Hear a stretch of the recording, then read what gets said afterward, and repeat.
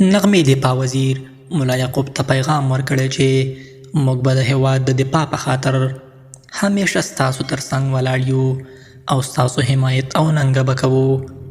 سلام، ستړي مشئ، وخت مو په خیر.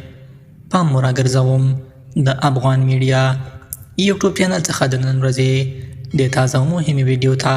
میرمن نغمه ملا یعقوب ته ویلي چې موږ د پاکستان له دې ظلم سره موافق نه یو او له تاسو سره ولاړ یو. ګرانو دوستانو، لکه څنګه چې تاسو ته معلومه ده د افغانستان او پاکستان ترمنځ شخړې دوام لري او زیاتې انساني مرګ ژوبلې او مالی او شخصي زیانونه پکې رامنځته شوي دي. ښاپیرې نغمې په خپلو خبرو کې وویل چې د پولې دواړو خواو ته پښتانه او افغانان وژل کیږي او اصل دښمن مو د پښتنو له وژلو ګټه پورته کوي.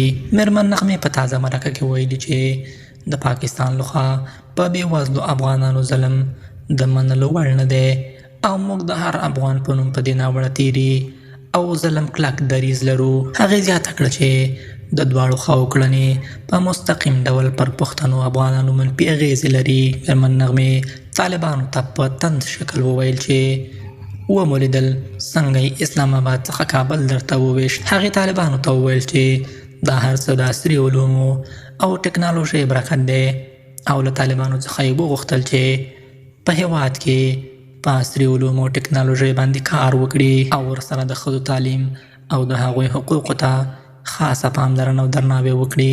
میرمن نغمه ملا یعقوب ته پیغام ورکړ چې موږ به د هیواد د دفاع لپاره ستاسو تر شا ولاړ پاتې شو او تاسو باید هم خپل مسؤلیت او ملاتړ جدي ونیسئ. دا و زموږ د نن ورځې تازه او چمتو کړې ویډیو. تر بیا ښه وخت او ښې چارې.